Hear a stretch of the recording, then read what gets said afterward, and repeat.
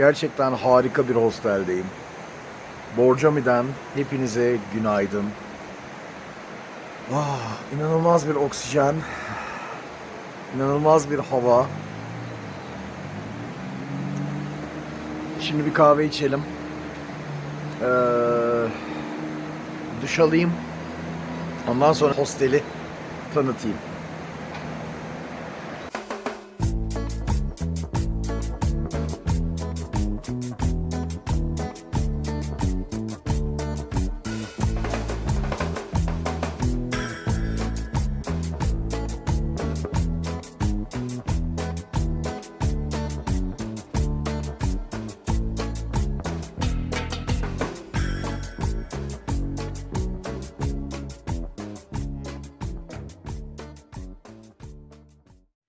Şurayı görüyor musunuz? Bu böyle bu tarafa doğru gidiyor. Şurada bir koridor. Eski bir sanatoryum burası.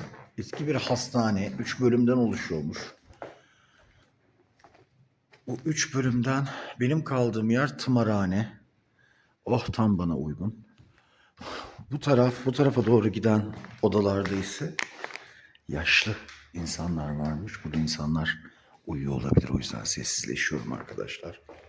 Bakın, görüyor musunuz? Hala Sovyet mimarisine, Sovyet dolaplarını, bunları hep koruyor. Acayip nostaljik ve orijinal bir yerdeyim. Bakın şu tabağa bakın. Çok güzel. Özellikle sessiz konuşuyorum. İnsanlar bu tarafta uyuyor olabilir. Buradan devam ediyor çünkü. Bakın şöyle. Görüyor musunuz? Labirent gibi. Firuza Hostel. Borjomi'de. Sadece bu hosteli görmek için bile gelinir.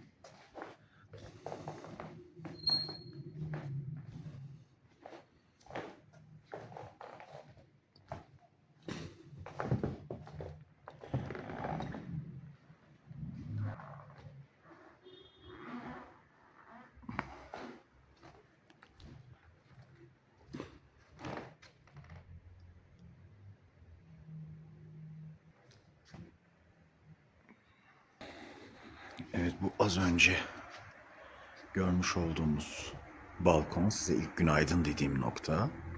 Şimdi devam ediyoruz. Daha ufacık bir bölümü bitirdik arkadaşlar. Aşağıya doğru giden, bu böyle en aşağıda depoda var. Yani sığınak gibi bir şey var.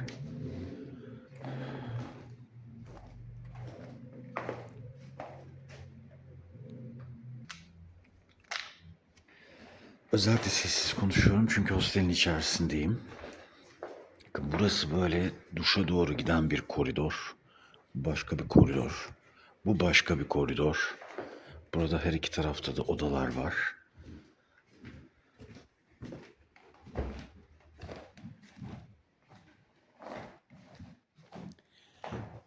Do you want Turkish coffee? Do you want Turkish coffee? Turkish coffee? I will. I will. Bakın, görüyorsunuz. Çok güzel.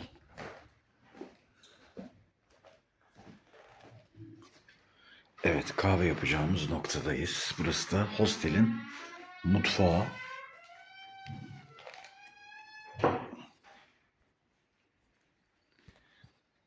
Görüyor musunuz arkadaşlar? Her şey, ama her şey Sovyet zamanından kalma bu hostelde.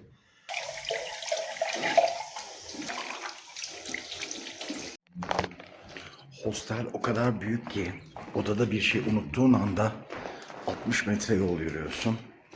Hi. Coffee coming. It's coming. Yes, yes, yes. I'm making. Şu fincana bakar mısınız ya? Fincan bile arkadaşlar çok eski. Fincan bile çok eski. Allah'ım, çok tatlı bir hostel. Bilmiyorum, benim çok hoşuma gitti.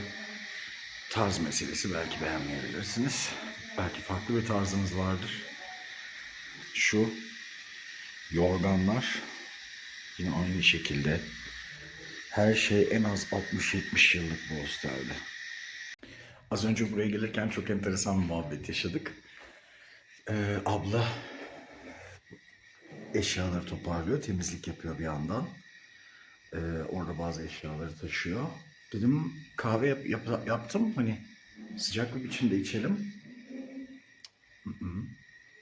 Kesinlikle hayır diyor. İş dedi. Gel bir kahve içelim. Farklı bir dönemden resmen. Gerçekten farklı bir zamandan ve farklı bir dönemden. Çok özeniyorum onlara. Gerçekten. Disiplin. Belli ki kahveyi soğuk içecek ama yine de o işi bitirecek. Başka bir kuşaklar ya. Çok enteresan. Oldukça yaşlı. Sovyet zamanından kalma bir abla.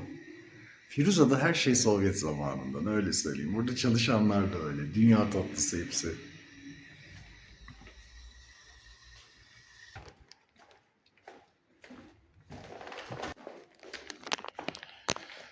Your cafe is there. Okay? Your cafe is there.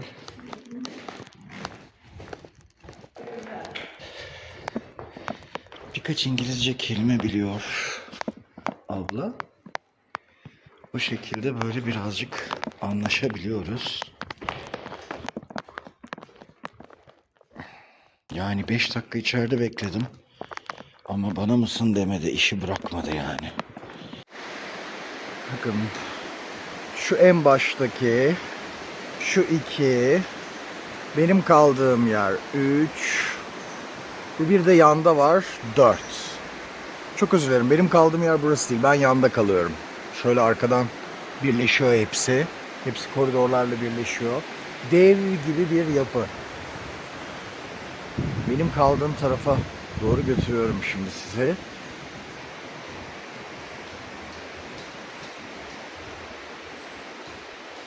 Buraları eskiden sanatoryumda kalanların, buralarda kalanların oturduğu yerlermiş. Şurası benim kaldığım yer. Bakın Firuza yazıyor. Sanatoryum yazısını gösteremiyorum size. Burası kilitli çünkü. Buradan geçemiyorum. Benim kaldığım nokta ise şurası. Şurası. Hatta odamı da görebiliyorum.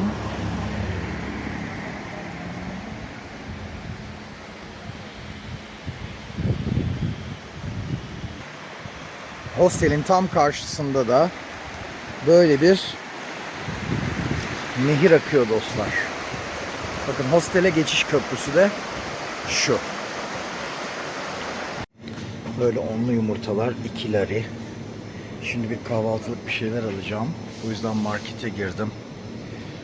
Bu onlu yumurtaları nasıl alacağız? Şuradan alabilir miyiz? Evet. 2 liraymış arkadaşlar. Yani 30 lira.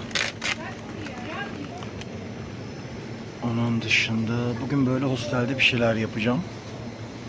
Bu şekilde yemek istiyorum. Şurada makarnalar var. O makarnalardan isteyelim.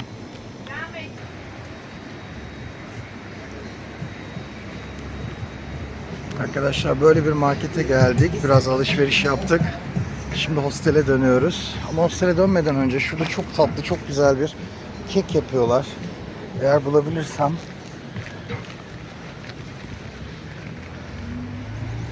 Şunu dün yemiştim. Görebiliyor musunuz? Şimdi hostele doğru yürüyorum. Şu güzelliğe bakar mısınız? Tam karşısında bu manzara var. Şöyle görüyorsunuz. Dağlar arasında. Dağlar ormanla kaplı. Bakın hostelde şu anda burası aslında. Benim kaldığım balkonu görebiliyorum. Şurası benim kaldığım balkon. Evet, yemeğimizi yaptık arkadaşlar.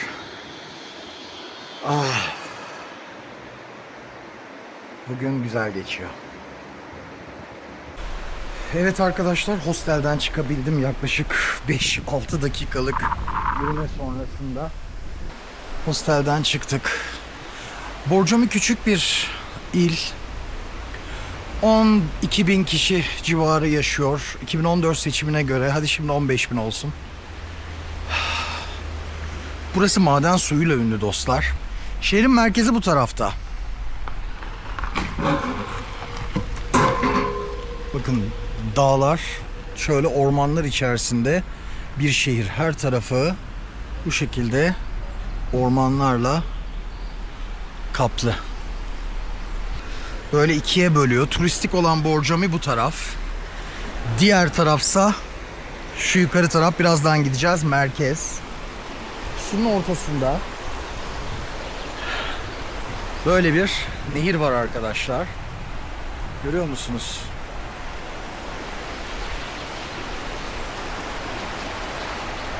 Bakın bu küçük şehrin hemen hemen merkezine geldik.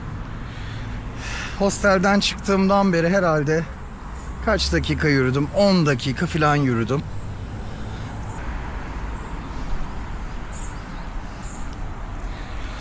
Buradan ileriye doğru gittiğinizde bir küçük minibüs istasyonu var. O minibüslerle Batum'a ve Tiflis'e gidebiliyorsunuz. Bazılarıyla zannedersem civar köylere gidebiliyorsunuz. Çok güzel bir fırın var arkadaşlar. Birazdan o fırından böyle patatesli bir ekmek yapıyorlar. Ondan alalım. Sadece 2,5 lari. Yani 15 ile çarpın. İşte yaklaşık 36-37 lira. 1 dolar civarında. Oldukça lezzetli. Ben dün yedim. Yanında da bir tane Fanta aldım. İşte toplam 5 lira civarı tuttu. Bu da 75 lira. Yani hemen hemen 2 dolar. Hemen hemen 2 dolar. Çok lezzetliydi. Tekrar size şehre döndürüyorum. Bakın. Böyle marketler yan yana küçük küçük birçok nokta var. Evet, hele şükür bir gezgin gördüm. Yani burada daha fazla olması lazım ya. Bence gelin arkadaşlar. Güzel yani.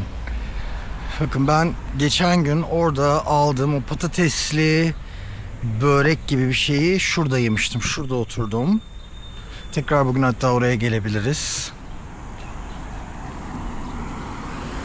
Hello.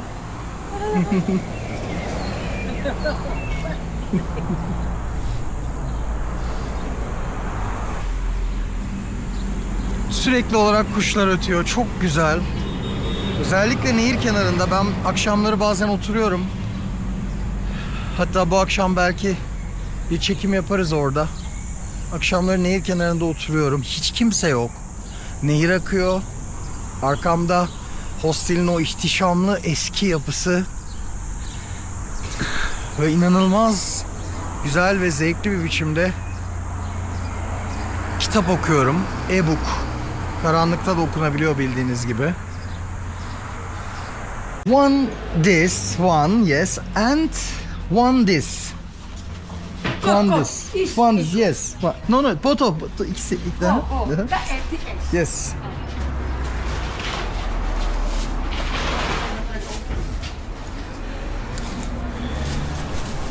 Three lari?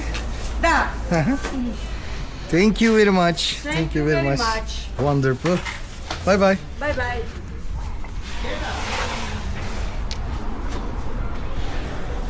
Arkadaşlar sıcacık bir pideydi. Dediğim gibi bunlardan bir tanesi patatesli.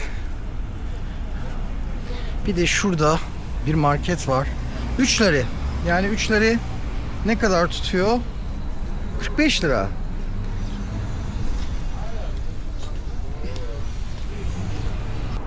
Marketler.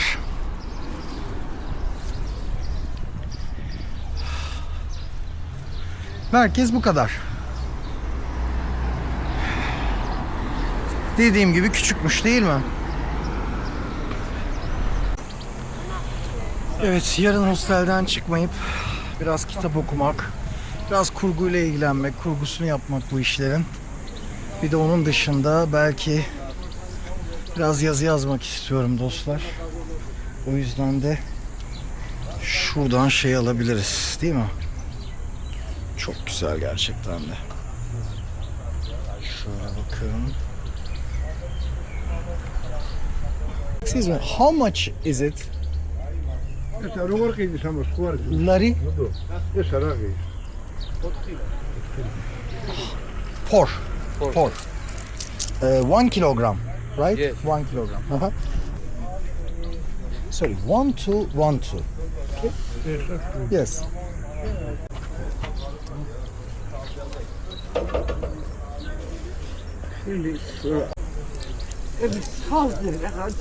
Can I take this two, please?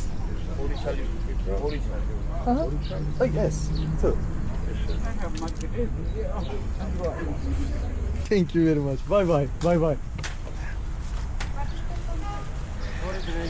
Evet, çok tatlı bir amcaydı arkadaşlar. Biraz alışveriş yaptık. 3 tane domates, 3 tane de biber aldım. Meyveleri çok güzel gerçekten de.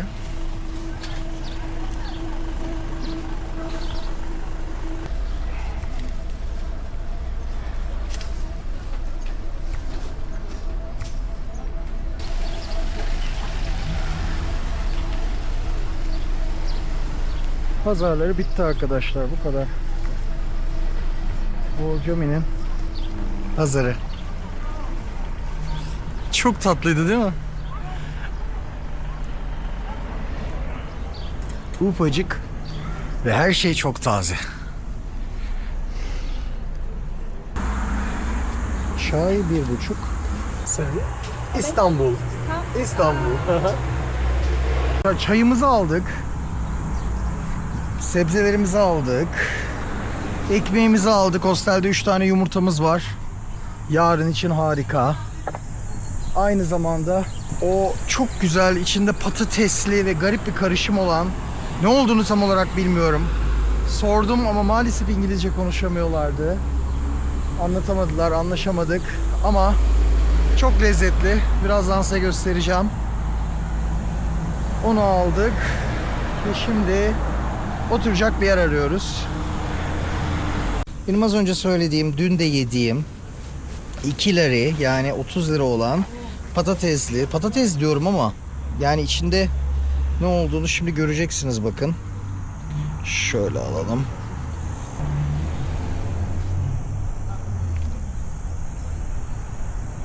İçinde şöyle bir şey var. Patates olduğunu zannediyorum. Tadı da patatese benziyor. Böyle baharatla karıştırılmış. Acayip lezzetli bir şey. Gerçekten de başarılı. Şunu çöpe atalım. Evet. Oh.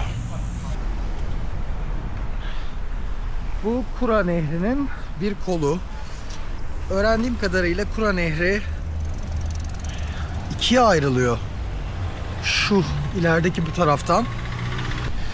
Burada balık tutan insanlar da gördüm. Su oldukça temiz. Görebiliyor musunuz bilmiyorum. Size de göstereyim. Bakın şurada belki görebiliyorsunuz. Su oldukça temiz. Bana söyledikleri Borjomi'den sonra su kirleniyormuş çünkü fabrikalar varmış. Buradan öncesinde ise balık tutulabiliyormuş. Sabahları burada Gürcüler balık tutuyorlar. Bakın burada bir başka otel var. Bu eski binaların hepsine otel yapmışlar.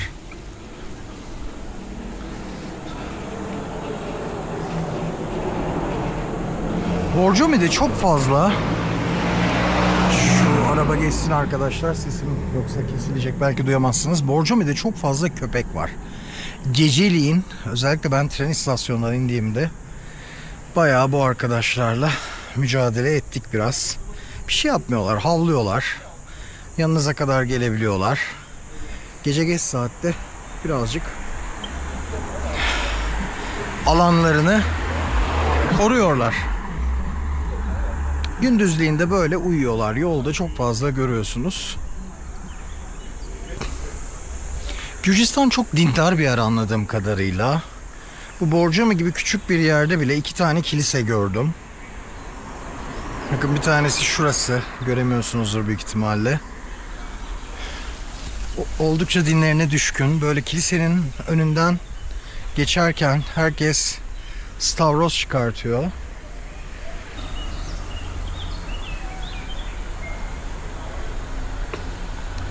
Manzara şehrin her tarafında çok güzel.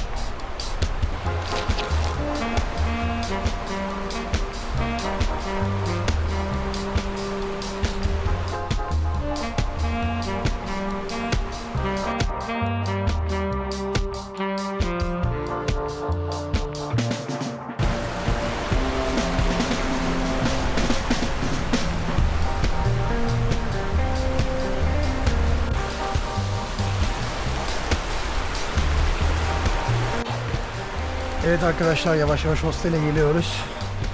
Borjomi'yi bitirdik sayılır. Hem turistik bölgede gezdik.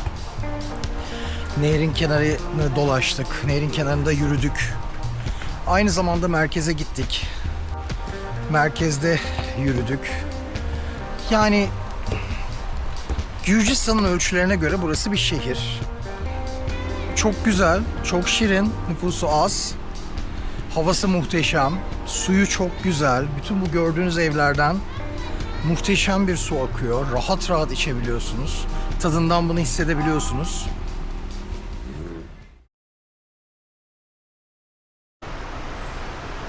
Maka ile beraber kahve içiyoruz sabahları. Kendisi benim güzel Gürcü arkadaşım. Çok teşekkürler Maka. Çok teşekkürler. Pazar. Borjomi pazar. Lokal pazar. Nerede? Where? Center. Center. Fresh.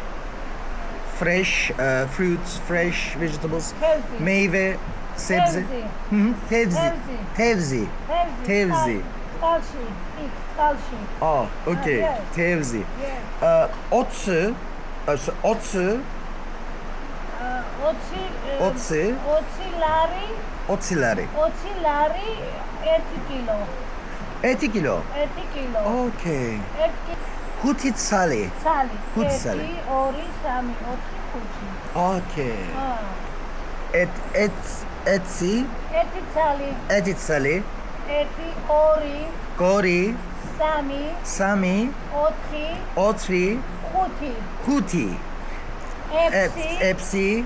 Shvidi. Shvidi. Rva. Rva. Rba. Rba. Rva. Rba. Kra. Skara. Ati. Ati. Ati. Magloba. Madloba.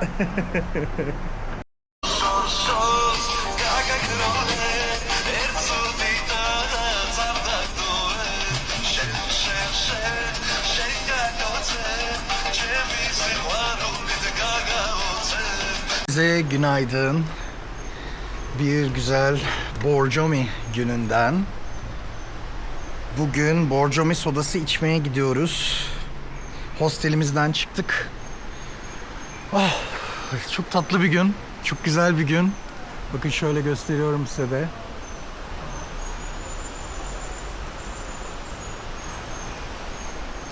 Bugün Borjomi'deki son günüm. Buranın en önemli özelliğinin soda olduğunu söylemiştim. Borjomi sodası eski dönemde Sovyetlerin bütün eyaletlerine gönderiliyordu. Şimdi Gürcistan'ın en önemli ihracat mallarından bir tanesi. Burada dağdan taştan her yerden soda fışkırıyor arkadaşlar. Bu görmüş olduğunuz benim hostelin de ve diğer evlerin de, ki buradaki lokallere de sordum.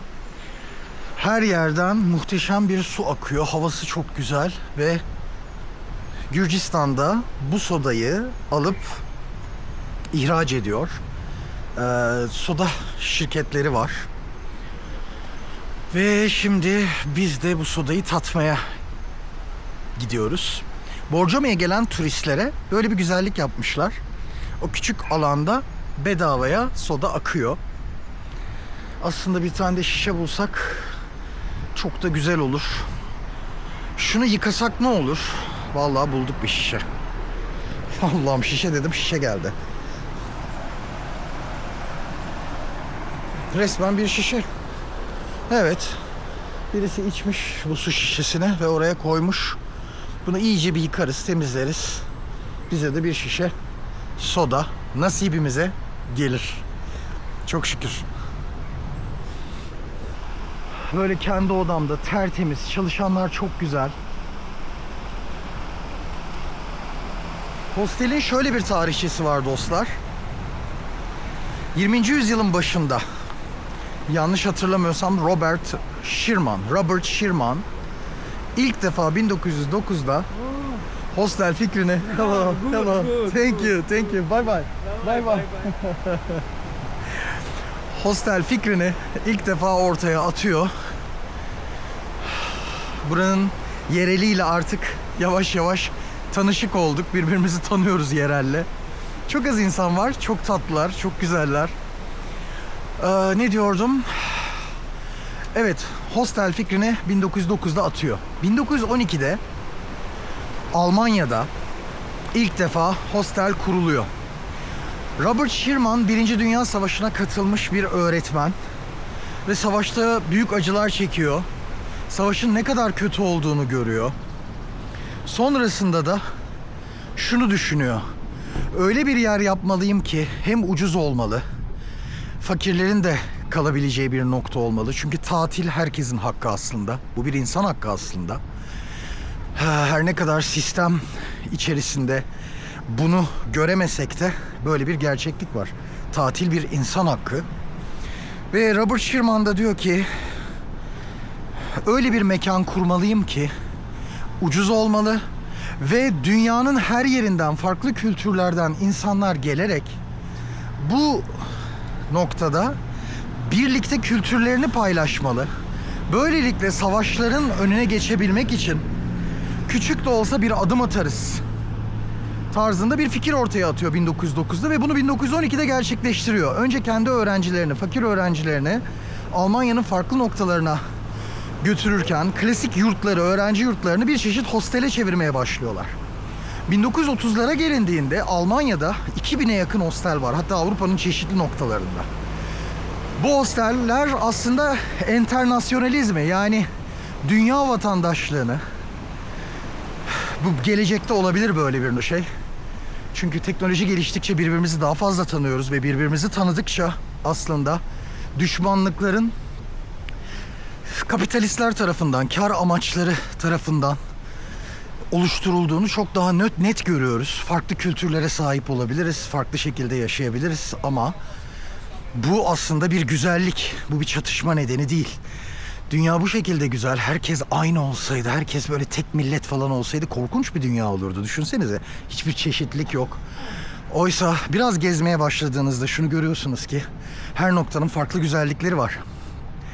Derken 1930'lara, 32 yanlış hatırlamıyorsam, 32'ye gelindiğinde 2000-3000 kadar hostel oluyor Avrupa'nın her yerinde. Çoğu Almanya'da olmak kaydıyla. Fakat Adolf Hitler iktidara geldiğinde bütün hostelleri kapatıyor ve hepsini milliyetçi gençlerin, faşist gençlerin merkezleri haline getiriyor. Ve buraları özellikle kapatıp buralardaki, Almanya'daki o kültür alışverişini engelleyerek faşizmin eğitim yerlerine çeviriyor Adolf Hitler. Sonrasında hosteller maalesef Robert Sherman'ın söylediği şekilde gerçekleşmiyor. Söylediği şekilde, düşündüğü şekilde ortaya çıkmıyor. Fakat 1960'lara gelindiğinde özellikle 68 gençliğiyle beraber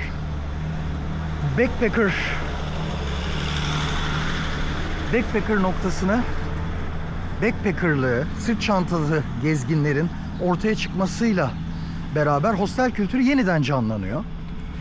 Ve bildiğiniz gibi Hitler zaten Almanya'nın başına bela. Berlin darmadağın oluyor, yıkılıyor. Bütün ülke yıkılıyor. Ve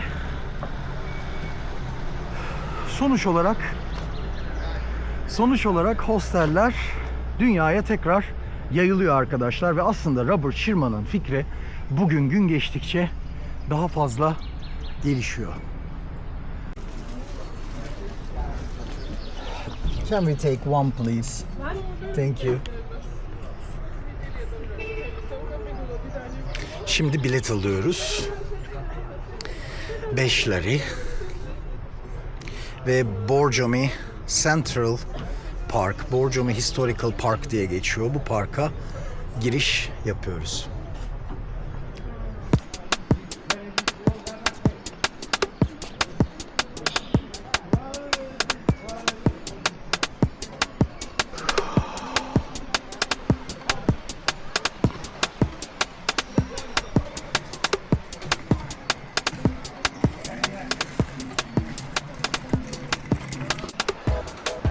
Evet, soda içilen nokta burası arkadaşlar. Zannedersem bu tarafı gösterdiler. Şimdi oraya doğru ilerliyoruz.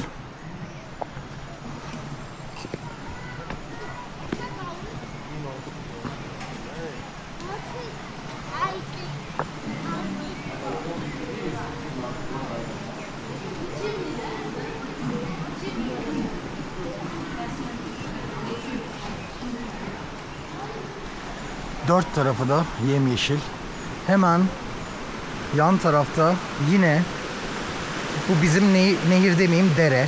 Daha küçük. Dere akıyor. Derenin sesini belki duyabiliyorsunuz şu anda. Gördüğünüz gibi yeşilin her tonu var. Ağaçlar farklı tonlarda. Buradan insanlar geliyor iki taraftan. Ve tam ortada yuvarlak. Böyle soda alabileceğiniz üç tane musluk var. Sanırım arka tarafta da var. Bir bakıyoruz. Şöyle bakın, gösteriyorum size. Yok, arka tarafta yok. 2 musluk var. 2 musluk var. Hello, hello.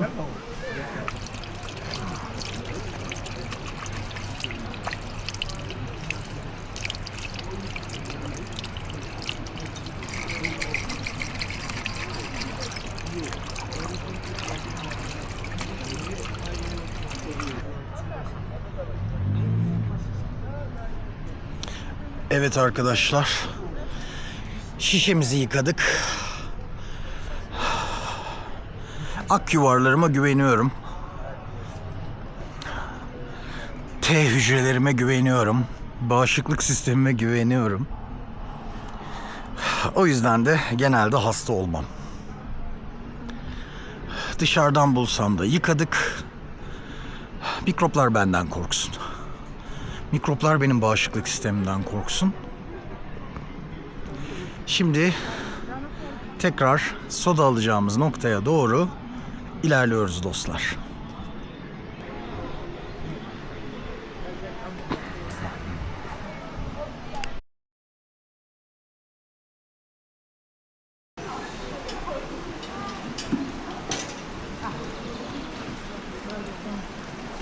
Can I take one bottle? Thank you, thank you.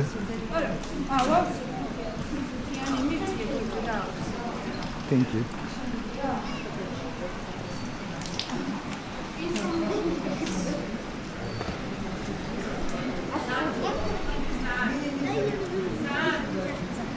Bakın şöyle çeşmenin üst tarafında suyu görüyoruz.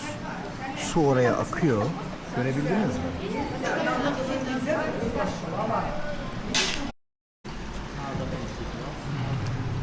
Enteresan bir biçimde su sıcak arkadaşlar. Evet, yeraltı Yeraltı suyu çok güzel ya. Super. Super water. Super water. Thank you very much. Thank you very much. Görüyorsunuz. Kargi. Thank you. Thank you. Bye bye. Az önceki lokalde yaşayan beyle çok kısa sohbet ettik. Bu kısa sohbette bana mideyle ilgili çok yararlı bir soda olduğunu söyledi. Daha önceki Gürcü arkadaşlar da yıllardır ta Sovyet zamanından beri bu bölgeye bu su için geldiklerini ve mide sağlığı açısından çok önemli bir nokta olduğunu söylediler. O yüzden aranızda belki mide problemi olan ya da yakınlarınız içerisinde mide problemi olan insanlar varsa, aranızda bu şekilde insanlar varsa belki burayı bir araştırabilir arkadaşlar. Borjomi.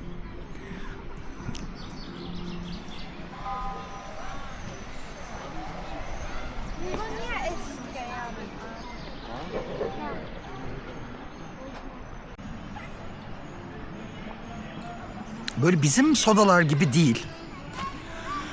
Tuzlu. Tuzlu bir su içiyorum sanki. Çok aşırı tuzlu değil. Yani böyle Akdeniz suyu gibi düşünmeyin. Mersin taraflarındaki. O suyu içtiğiniz gibi düşünmeyin. Ama tuzlu olduğu çok net. Biliyorsunuz suyun hafızası olup olmadığı tartışılıyor uzun zamandır. Bu konuda belli fotoğraflar çekildi ama doğrudan doğruya kayıt yapılmadı çünkü su molekülleri çok hızlı. Ben suyun hafızası olduğuna inananlardanım. Kesin bilgi değil henüz. Kesin bilgi olduğunu söyleyenler var ama özellikle baktım ve araştırdım. Değil. Ama ben buna inananlardanım. Yani şu gördüğünüz su kim bilir Gürcistan'ın yer altından hangi güzellikleri alıp da son olarak hangi güzellikleri alıp da ortaya çıktı ve şu anda benimle buluştu. Suyun hafızası. Hangi bilgilere sahip şu anda acaba? Bunun ne olduğunu bilmiyorum. Yani o mekanlarda bana geçen, özellikle şu kısmı geçen ya da bazı yediklerimde, bazı içtiklerimde bana geçen şeyin ne olduğunu bilmiyorum. Ama hayatta birçok şey bilmiyoruz. Bildiklerimiz bilmediklerimizin yanında ufacık bir zerre. Ne kadar okursak okuyalım. Ne yaparsak yapalım. O yüzden bilginin hırsı problemli bir şey arkadaşlar. Ben öyle dönemler yaşadım. Bilginin hırsıyla tutuştuğum dönemler, bilgiyle var olmak, bilgiyle güç kazanmak, güç istenci. Bazen hala geliyor. Bazen hala o noktada buluyorum kendimi. Ama artık yaş 48'e doğru evrildiği için biraz geçiyoruz o noktaları. Ve yeniden oyun oynamaya başladım aslında. Tam tabirle bu.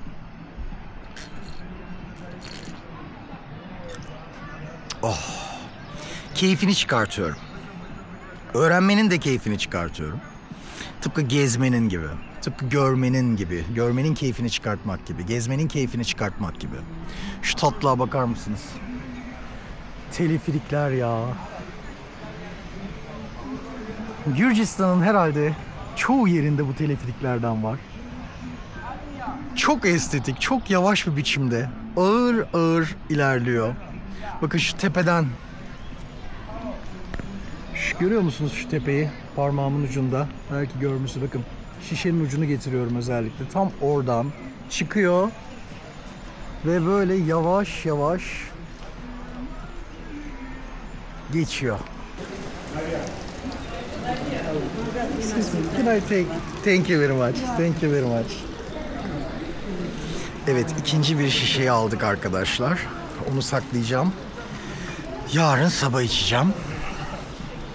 Cam şişe olduğu için büyük avantaj.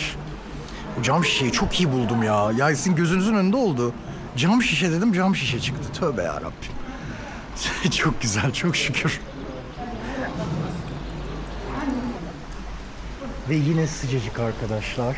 Yine sıcacık.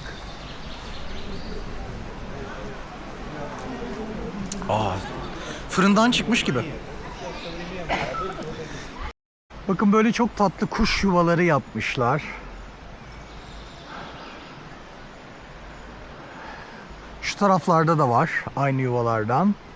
Oralarda kuşlar vardı, o yüzden rahatsız etmemek için yanlarına gitmedim ama bunu boş gördüm.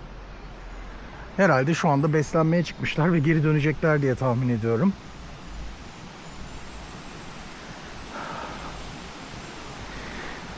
Parkın sağ tarafında dere akmaya devam ediyor. Sol tarafında ise ağaçlar var. Ağaçların bittiği noktada ise dağ başlıyor. Bakın şöyle görüyorsunuz. Yukarıya doğru gidiyor. Bu her ikisinin arasına böyle küçük tatlı bir yol kurmuşlar. O yolda yürümeye devam ediyorum.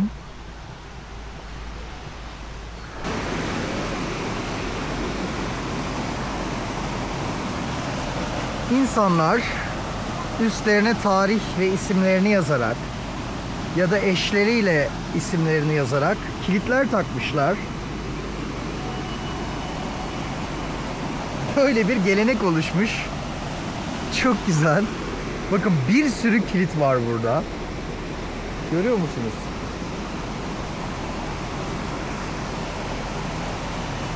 Böyle her tarafı kilit olmuş köprünün. Üstlerde takılı bir kalp şeklinde ve şöyle aşağıya doğru geliyor. Köprünün iki yanındaki demirleri bildiğiniz asma kilit şeklinde kilitlemişler. Üstlerine de eşleriyle ya da tek başlarına yazmışlar. Derenin üstündeyim şu anda.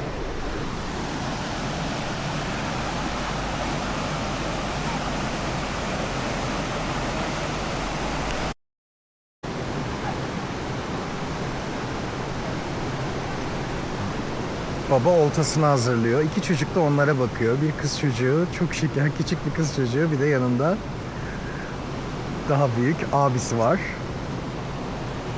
Balık tutuyorlar. Bakın arkadaşlar, burada Çek doktor Jan Pribil 1782-1866 yılları arasında yaşamış ve özellikle Borjomi balneolojisine katkılarıyla biliniyor. Borjomi balneolojisi şu demek: balneoloji bir tıptaki bir bilgi dalı, öyle söyleyeyim. Daha çok bu sodalar, yeraltı kaynakları ya da jeofizik, jeoloji olgusunu da inceleyen ve bunun vücuda yararlarını inceleyen alan balneoloji diye geçer. Hatta balneoterapi denilir. Genel olarak bu jeofiziğin bir özelliğiyle ya da jeolojinin bir özelliğiyle doğrudan doğruya insan bedenine etkileri, bu soda olabilir, bir gaz olabilir, toprak olabilir. Bununla ilgili alana balneoterapi denir. Balneolojide bu konuyu inceleyen bu Çek doktor da Borjomi'deki bu alanın insan vücuduna yararlarını incelemeyi başlatmış ve büyük katkıları olmuş daha doğrusu. Belki daha öncesinde başlamıştır. Başlatmış demek yanlış olur. 18. yüzyılda değil. İnsanlık tarihi boyunca kadim bilgiler içerisinde bu zaten vardı. Fakat bilimle beraber daha da arttı ve kesinleşti. Katkılar oldu. Çünkü öncesinde doğal gözleme dayalıydı. Doğal gözlem dayalı olduğu için de bir tık daha zayıftı. Tecrübeyle bağlantılıydı. Fakat bilimle beraber bu daha kesinleşen bulgulara bizi ulaştırdı, insanlığı ulaştırdı. O yüzden de hayatta en hakiki mürşit bilimdir, fendir. Bilimden, fenden başka mürşit aramak kesinlikle delalettir.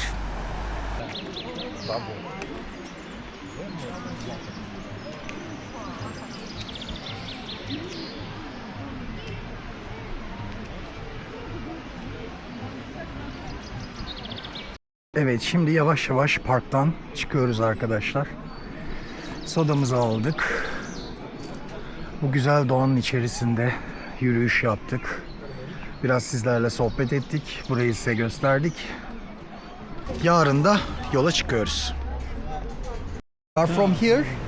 Borjomi. Wonderful. Perfect place. Perfect place.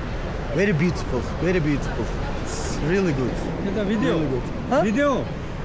This is video. This is photograph.